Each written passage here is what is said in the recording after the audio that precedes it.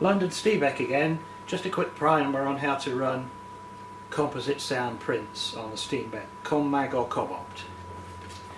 Thread picture in the usual way, then around the idler, across the rollers, down to the mag sprocket. Engage the film of the sprocket,